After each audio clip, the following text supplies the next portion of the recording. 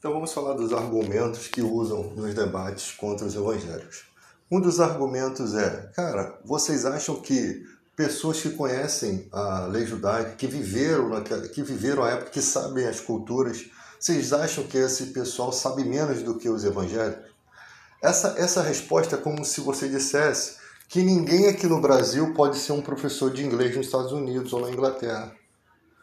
Porque você acha que todo mundo lá nos Estados Unidos é especialista na própria língua deles? Ou um americano não pode vir para o Brasil e se tornar um professor de português e ser um excelente professor, e até melhor do que muitos outros professores aqui? As capacidades cognitivas, os dons, as capacidades de mestrado de cada pessoa são independentes de onde ela nasce. Isso não tem nada a ver. Um exemplo disso, eles gostam muito de falar que os judeus dominam todas as coisas em relação aos ensinamentos deles. Só que se você for nas faculdades judaicas, o que não falam, né? Martin Lutero, ele era um especialista em hebraico. Os amigos de Martin Lutero, protestantes também, protestantes alemães, eram especialistas, eram doutores em hebraico, muito mais do que Martin Lutero. Inclusive, algumas universidades judaicas usam livros desses alemães protestantes. Livros de hebraico, ensinamento hebraico. Isso significa que o protestantismo está ensinando o judaísmo na sua própria língua. É isso que significa. E qual o problema disso? Não há problema, porque tem pessoas que têm capacidades cognitivas melhores. Tem pessoas que são melhores do que outras, e mesmo não sendo daquela terra, mesmo não sendo daquela língua, isso não tem nada a ver. Então, quando vier com esses argumentos ridículos, nem essa tentativa de mostrar que a questão real é essa: a obrigação dos judeus era entender que Jesus cumpriu profecias, era a obrigação deles. Jesus, tem um texto na Bíblia que Jesus chega na cara dos principais sacerdotes do templo e diz: vocês sabem que eu sou o Messias, mas não me confessam por medo de perder seus lugares na sinagoga. Jesus, entenda que nós somos gentios de uma época totalmente diferente. Todo o ensinamento que a gente tem é de judeus. O único gentio que tinha ali, o único que traz uma versão diferente é Lucas. No restante é tudo judeu. Nós estamos recebendo o evangelho do próprio povo deles. Só que esses que estão nos trazendo o evangelho não são autoridades judaicas, são pessoas simples, que seguem, na visão deles, o suposto Messias e traidor na visão deles. Só que se Jesus cumpriu profecias mesmo, não teria como os sacerdotes não entender que Jesus estava cumprindo profecias. Porque a Bíblia diz que eles vendo, veriam, mas não acreditariam, como o profeta disse. Eles vendo, não acreditariam. O Salmo 22 foi escrito séculos antes de Cristo. Como que você tem num Salmo evidências sobre uma suposta crucificação? Transpassaram minhas mãos e os meus pés, lançaram sorte sobre as minhas vestes, repartiram entre si as minhas vestes, sobre a túnica lançaram sorte. O clamor de Jesus na cruz: Deus meu, por que me desamparaste? Quando no momento da separação, que os pecados do homem estavam sobre Jesus, que é o que se supõe, Deus se afasta, e Jesus sente aquele afastamento que nunca ocorreu em toda a eternidade. Ele sofre a separação do homem. Parece que foi a última ferida feita em Jesus, que era mais grave, a separação. Porque morrer, ter o corpo moído na cruz, nada disso deve ter causado tanta dor quanto essa separação que ocorre em eternidade. Aí, um monte de gente não lê os textos inteiros das coisas que eles próprios tentam argumentar. No princípio era o verbo, e o verbo estava com Deus, e o verbo era Deus. Está vendo? O verbo é Deus, não é Jesus. Como assim? No final do versículo está explicado com tanta clareza que ninguém jamais viu a Deus. O Deus unigênito que está no seio do Pai o revelou. Quem é esse Deus unigênito? Quem são esses dois deuses citados aqui? Um é o Pai e o outro é Jesus. Porque quando significa Deus unigênito é Jesus. Quem revela a Deus é Jesus. Quem está no seio do Pai, ele está no seio dele mesmo? É Jesus. O próprio texto vem explicando do verbo que se fez carne. Ele está ensinando, o princípio era o verbo estava com Deus e o verbo era Deus. João está explicando o Gênesis, para mostrar quem era Jesus. Ele está dando a explicação baseada no Gênesis, para explicar que Jesus é Deus unigênito que está no seio do Pai. Ele não é o próprio Pai, porque em Apocalipse ele vai entregar tudo aos pés de Deus.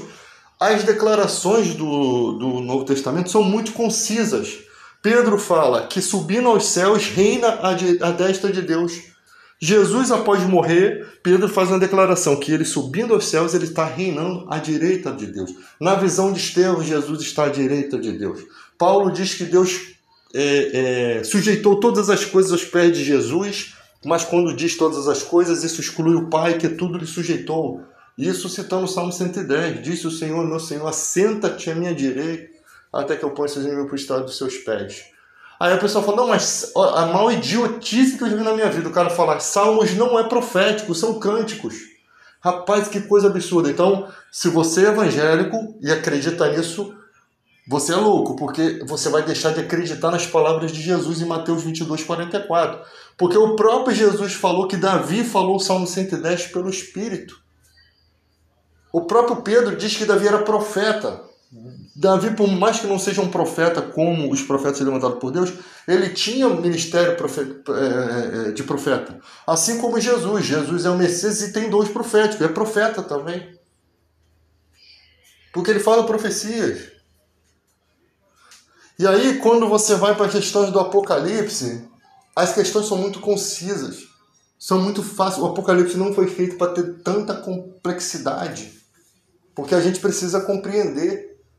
Só que tem um monte de gente divergindo, pessoas que divergem do Apocalipse, quando você vai conversar com elas, elas não creem no Espírito Santo. Elas não creem em boa parte do que o cristão crê. Como que não consegue? Porque a Bíblia fala que o Espírito Santo o mundo não pode conhecer. Se há uma fé e um só Espírito, falais todas as mesmas coisas, Paulo diz. Não tem como a gente ter tanta divergência de opinião, porque é um Espírito conduzindo tudo isso. É um Espírito conduzido na verdade, guiando em toda a verdade. Não são vários Espíritos, não é confusão. É um Espírito Santo. Então, quem é de Deus vai conceber, vai conseguir ter esse entendimento. Você vê que quando uma pessoa tem um entendimento de uma coisa, 99% dos cristãos no mundo tem aquele mesmo entendimento. Você vai ter só menos de 1% de entendimento diferente. De onde tem as seitas. Não pode ter transfusão de sangue. A Trindade não existe. Eu já falei da palavra Trindade. A palavra Trindade não existe. Mas negar a existência do Espírito Santo é rasgar a Bíblia. Porque a palavra para o Espírito Santo, a própria palavra, pneuma, paracletos, todas essas palavras que referem-se ao Espírito Santo, ela significa consolador. Então, quando Jesus ele fala Espírito Santo, lá que está com E maiúsculo, a palavra em grego, ela significa consolador. Ela já tem um significado próprio da língua. Foi transliterado para a gente como Espírito Santo, mas a palavra grega está consolador. Porque Jesus ele fala assim, eu rogarei ao Pai e ele enviará outro consolador, que o mundo não pode conhecer. Ou seja, ele clamou ao Pai e que enviou outro consolador. Nas questões apocalípticas, a literalidade da nuvem é inegociável. Inegociável. Por que inegociável? Porque os anjos, 2 anjos, testemunharam no Evangelho que Jesus voltaria nas mesmas nuvens que subiu, da mesma forma que subiu. Não na mesma nuvem, mas da mesma forma. Por que vocês estão olhando para o alto? Esse mesmo Jesus que vocês estão vendo subindo vai voltar da mesma forma. Se não houvesse esse testemunho dos anjos, seria uma confusão. Seria uma confusão. Por que seria uma confusão? Porque todos os textos que vieram depois, eles têm como adaptação essa vinda nas nuvens, que é um efeito único, que vai ser um efeito de uma determinada época, no momento conciso, no momento certo. Paulo fala assim, que quando Jesus vier nas nuvens com poder, com os anjos, com a grande glória, todo olho verá, os mortos no Senhor ressuscitarão primeiro. Ou seja, os que não forem mortos no Senhor não ressuscitarão. O texto está bem claro, os demais mortos não ressuscitarão. Nós, os que estivermos vivos, significa que Paulo acreditava que Jesus viria na época dele? Talvez sim, talvez não. Algumas declarações de Paulo mostram que não. Porque ele fala assim, vocês não fiquem atormentados como se de nossa parte a vinda de Jesus viesse tão depressa, fosse assim. Isso não acontecerá até acontecer isso. No ano 50, ainda nem havia acontecido. 20 anos depois aconteceria a destruição do templo, como cumprimento das profecias de Daniel. Quando Jesus fala da destruição do templo, ele fala que não haveria pedra sobre pedra e que o abominável da iniquidade viria conforme o profeta Daniel havia profetizado. Ou seja, Jesus está falando de outra coisa, não é da sua própria vinda, ele está falando de outra coisa. E ali Jesus fala assim, os que estiverem na Judéia fujam para os montes. Eles fugiram para os montes de Petra, aquela cidade de Petra lá, que existe aqueles monumentos esquisitos lá, porque Jesus deu um escape para eles. Jesus foi profeta em revelar, por que ele revela?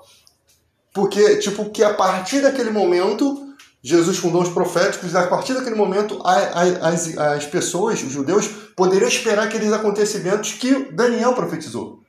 E não é o mesmo acontecimento da vinda de Cristo. Por quê? Porque a vinda de Cristo é só nas nuvens. O problema é que quando Paulo vai falar isso, ele usa um termo parecido, né, pra gente aqui, quando a gente lê, parecido com o termo do homem lá de Daniel, do Inico, né? Só que aí quando Paulo começa a falar de nuvem, de ressurreição de mortos, de nós que estivermos vivos, seremos trasladados, subiremos. Paulo não sabia se vinha na época dele ou se vinha depois, mas ele está dando um exemplo. Se nós, por exemplo, estamos vivos aqui, nós seremos trasladados, nos reuniremos com esses que ressuscitou, subiremos para o Senhor e estaremos para sempre com ele. Só que esse para sempre com ele, a partir daquele momento, Jesus vai descer à terra para reinar o milênio aqui, onde Satanás vai ser aprisionado, ou seja, ele não foi ainda. Será inaugurado o milênio, que Jesus vai reinar na terra, é o que a gente acredita, né? Algumas pessoas acreditam, a gente pode estudar sobre isso. Os decapitados por conta do testemunho vão reviverem, né? Vão ressuscitar, eles foram mortos, eles não vão estar vivos e vão reviverem e vão reinar o milênio com Cristo. Os demais mortos não ressuscitarão. Ou seja, os demais que não morreram no Senhor. Esses vão reinar o milênio com Cristo na Cidade Santa, em Jerusalém, ali, a atual Palestina. E vai ser ali o reinado do Messias. Durante 1000 anos, Satanás aprisionado. Parece que as nações de ano em ano terão que ir lá adorar a Deus. Se não adorar, vai vir pragas sobre essas nações. Depois o Satanás será solto para atormentar essas nações e não aquelas que estão lá dentro. E esses testemunhos, o que eles testemunharam? Primeiro, é necessário que não se lute contra o sistema da besta. Porque você tentar matar a besta é você tentar contra as profecias bíblicas. Porque quem vai matar a besta, quem vai matar o falso profeta, né? O falso profeta, é Jesus. E eles vão ser lançados literalmente vivos, diz o texto, dentro do lago que arde, do lago de fogo que arde em enxofre. Olha as especificações. Sabino, quando vem debater, quando vem falar ele com toda a capacidade dele de hebraico e grego, ele renega esse texto, porque ele debate o inferno na perspectiva daquilo que Jesus fala como exemplo lá, que o inferno é como aquele fogo que não se apaga, onde o verme não morre. Aí usam aquela palavra original para dizer que é o tártaro, que é outras coisas. Mas ele não vem para o verdadeiro inferno, porque o verdadeiro inferno, onde haverá choro e ranger de dentes, onde serão atormentados de dia e de noite para todos sempre, onde os que não estiverem no livro da vida foram lançados para dentro desse lago, onde a especificação é a segunda morte, ele não vem debater isso. Porque ele sabe que se ele debater isso, ele vai se perder. Então o cara pega uma meia-verdade com toda a capacidade intelectual que o professor Sabino tem, né? Que professor dos gentios aí tem. Ele até tem dado muito ensinamento, mas algumas coisas ele, que para chamar a atenção do público, ele tira. Porque se ele for debater nessa questão, ele vai dar ênfase ao evangelho. E ele não quer isso. Quando é conveniente, ele pega o que presta para ele. Quando não é, ele não pega. Então vamos falar de lago de fogo que arde em enxofre. Debate sobre isso. Pega a língua grega original ali que está ali no texto, debate sobre isso. é a segunda morte? Não tem essa especificação no Novo Testamento, lá quando Jesus fala de inferno, de Hades. Não tem essa especificação. Porque quando os mortos forem julgados, diz que a morte e o inferno serão lançados para dentro do lago de fogo que arde em enxofre, ao qual é a segunda morte. Bem-aventurado o que não tem par, o que não precisou passar pela segunda morte, né? Bem-aventurado que não precisou passar pela segunda morte. Então, quando pega aquele inferno e a morte, a gente não sabe o que é isso. Dá a entender que já no momento da morte a pessoa já sabe o seu lugar de condenação. E dá a entender que uns estão dormindo no pó, enquanto outros estão sofrendo nesse mesmo momento em que foram mortos. Tipo assim, a condenação já é ocorrente, só que ela não é a final, porque ainda não houve um julgamento. Olha como que é interessante, porque isso aconteceu com o reino das trevas.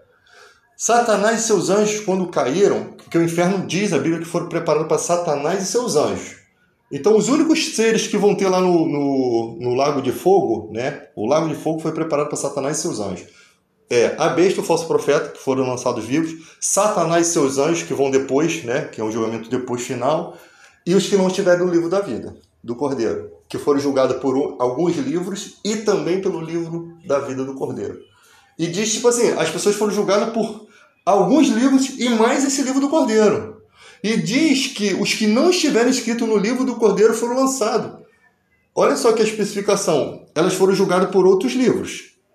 Mas o fato de o nome delas não estar no livro da vida do Cordeiro já fez com que elas fossem lançadas para lá. Essas coisas que a gente não entende como funciona esse tipo de julgamento.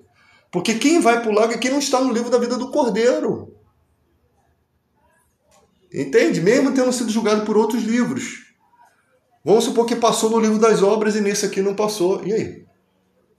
Foram lançados dentro do lago que arde fogo de enxofre, onde já está a besta, o falso profeta. E o texto vai narrando isso de forma concisa.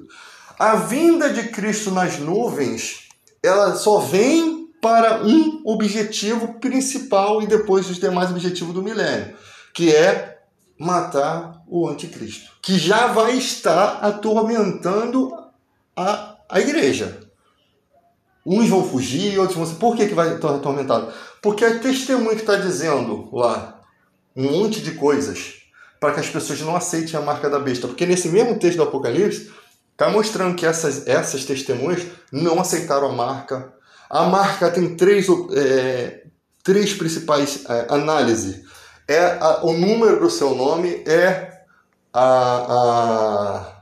o nome, né, da besta e a figura do seu nome. São 3 especificações dessa mesma marca, que pode ser na testa ou na mão. Eu acho que vai ser uma coisa tão clara, né? Assim como Jesus montou num burrinho, no jumentinho, entrou para cumprir uma profecia, eu acho que vai ser uma coisa tão clara que vai dar a oportunidade. Assim como você confessa os seus pecados e Jesus, ele perdoa você só pela fé, só pelo fato de você confessar e abandonar. Vai ser uma coisa tão clara que as testemunhas só vão falar assim: não lutem contra o sistema da besta, porque quem vai destruir é Jesus. Porque alguns vão tentar lutar, vão ver famílias sendo mortas, famílias vão se entregar. Não aceitem essa marca. Aceitem passar fome, aceitem fugir, mas não recebam essa marca, porque essa marca é condenatória. Essa marca te identifica como alguém que adorou a besta, que preferiu o sistema, no momento em que foi requerido de vocês não aceitar essa marca e ter fé. E no final, os que perseveraram até o final que serão salvos. Então, nesse momento, você vai ter cristãos sendo realmente arrebatados, estão ali no momento, porque Jesus ele vem para destruir o anticristo, mas ele já decapitou os testemunhos. Então, já está acontecendo, o bicho já está pegando, meu filho. O cristão deve estar fugindo desesperadamente, aí Jesus vem. Quando ele vem, todo olho vê. Aí começam as lamentações, porque vai ter um montão de gente com a marca da besta. E vai ver que aquilo ali que eles já estão condenados e que chegou o juízo final, o desespero. E aí o que acontece? Os mortos ressuscitam para a vida. As pessoas vão ver, igual aconteceu na época de Jesus, quando ele morreu. Os mortos apareceram, né? Para quem acredita no texto, né? eles vão ver os mortos no Senhor. Quem são esses caras que estão ressuscitando? Cara, os sepulcros se abriram. Por que eles vão talvez entender? Talvez. Por quê? Porque os caras vão estar com a roupa da sepultura igual foram enterrados. Vai voltar tudo. Se o corpo vai voltar, a roupa que ele foi enterrado vai voltar. E os caras vão sair cheios de terra do túmulo e andar, sem saber em que geração estão. E vai ser dessa forma. E depois os que estiverem vivos no Senhor serão o quê? Transformados e se reunirão a esses. E todos juntos vão subir para estar com o Senhor nas nuvens. Ou seja, da mesma forma que Jesus subiu as nuvens aos céus, parece que vai acontecer isso de uma forma evidente. Para dar testemunho para aquelas que têm a marca da besta, porque depois quando vier os juízos, o juízo ele é exercido com misericórdia. É sempre com o objetivo. Tu vê que o texto final diz assim, mas eles não deram graças a Deus, eles não deram glória a Deus. Pelo contrário, continuaram blasfemando. O juízo está sendo exercido mesmo com a marca da besta, mesmo tendo a marca. O juízo que está vindo sobre a terra ainda é com o objetivo disso. Mas por que eles não dão graças a Deus? Porque estão vendo tanta tragédia, tanta tristeza, tantas coisas que eles preferem odiar. A gente não sabe como vai ser isso bem. E também não sabe se todos vão estar nesse mesmo quesito, mas possivelmente a maioria vai estar ali, né, envolvida naquele ódio, naquele tristeza, naquele sofrimento, sem esperança, com aquela marca, sem poder sair daquele sistema. Não sei como, não sabemos como vai ser, porque o texto é muito genérico, porque ele vai se passar numa época que talvez a gente nem conheça ou não estejamos, né? Então essas coisas, essas questões precisam ser analisadas com mais clareza. E fica um monte de debate que não tem nada a ver, umas mitologias sendo colocadas. Aí vem o 8º Papa, vai ser a besta. Aí quando tu vai lá, tá lá no ano de 313, um concílio entre os imperadores para poder a igreja receber de volta os seus templos e não ser mais perseguida, né?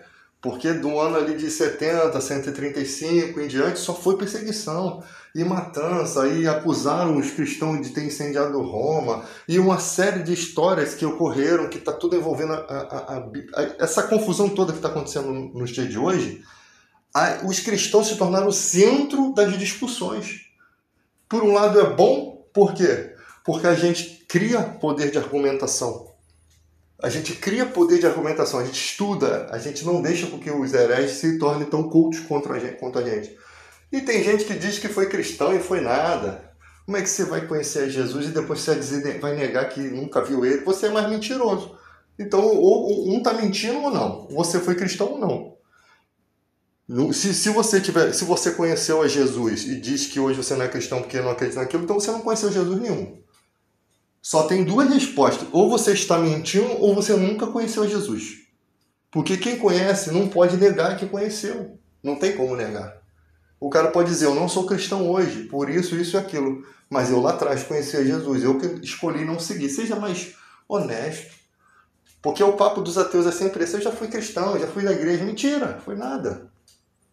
É tudo para tentar argumentar e somar forças para poder desestimular os que estão. Né? Eu não concordo com essas igrejas que têm templo.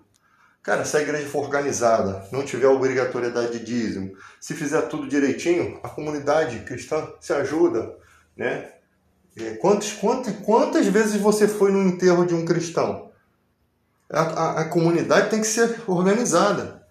Os que ensinam são merecedores de dobrados honorários. Quem vai dar esses honorários? Quem vai dar esses valores? É você? Um dia da tua casa? A igreja tem as suas organizações. Paulo fala, não afasteis da congregação como é de comum costume de alguns. O problema hoje é que fica difícil você escolher uma igreja para ir. Ainda mais para os que ensinam.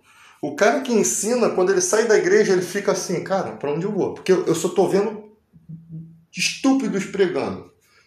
O cara fica perdido. Por quê? Porque ele quer ensinar, ele quer pregar, mas ele quer estar no meio de pessoas que realmente tem um compromisso com a palavra. Aí tu vai numa igreja, te convida para pregar, chega lá todo mundo pulando, para lá e para cá. Eu já sou meio intolerante nessa questão.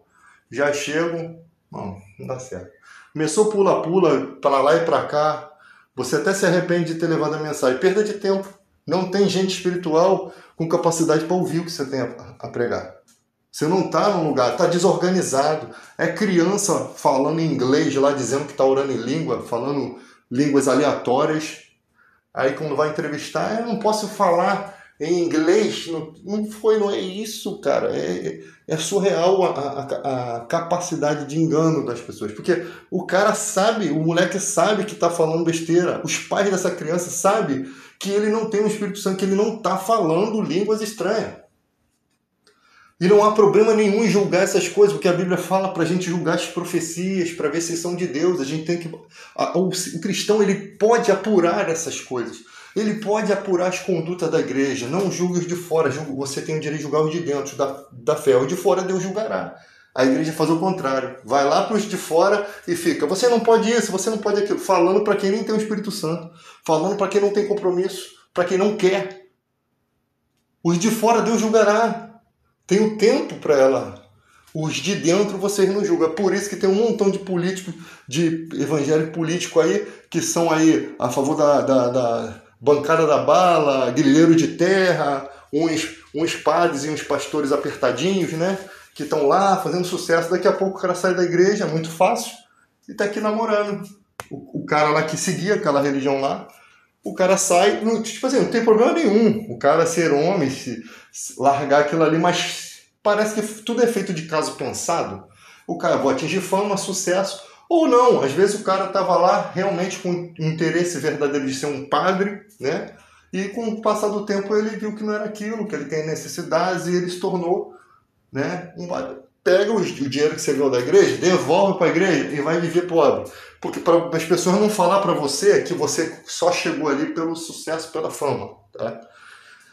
E é da mesma forma, os pastorezinhos apertadinhos, relógio caro, né? Os seus Invictas, os seus relógios caríssimos, pregando lá os melhores ternos, e ali com aquela pregação. Não estou dizendo que você não pode vestir uma boa roupa, mas é um escândalo você usar algo assim sobrenatural, um terno no valor de 7, 8 mil, 9, 10 mil, enquanto lá na igreja tem uma pessoa que passa necessidade. São os domésticos na fé que a igreja tem que cuidar. Quem são os domésticos na fé? É aqueles que estão sempre ali. Aí a igreja vai dar a cesta básica o cara lá fora, mas não ajuda o que está dentro. Ajuda com o remédio que está fora, o que está dentro fazendo a obra, ele sempre não consegue nada. Os irmãos chegam para mostrar: pastor, esse irmão aqui está com uma necessidade, está com dificuldade. Pastor, se vira entre vocês aí.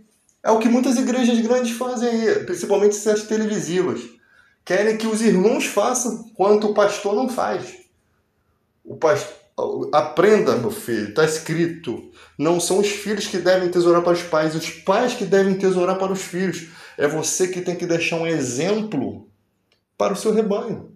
Um exemplo de homem de Deus, para que as pessoas sempre, quando esquecerem de fazer o bem, elas lembrarem: cara, mas aqui nessa igreja houve um homem de Deus, houve alguém que fazia a diferença, e a gente segue o exemplo dele. E quando você morrer, você vai morrer feliz, porque você vai deixar um legado. É isso que Paulo está dizendo.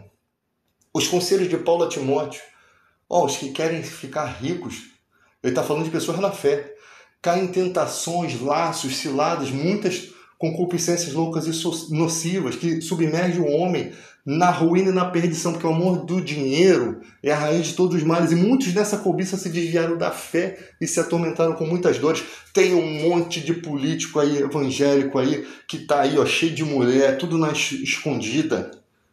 Aí depois você vê eles apoiando aí governos que oprimem o trabalhador, governos que não têm compromisso com o povo, tem compromisso com os americanos, com empresas, E aí você fica assim: cara, como é que o cara é um homem de Deus, que foi muito usado por Deus no passado, o cara que pregava, que tinha apostilas maravilhosas, né?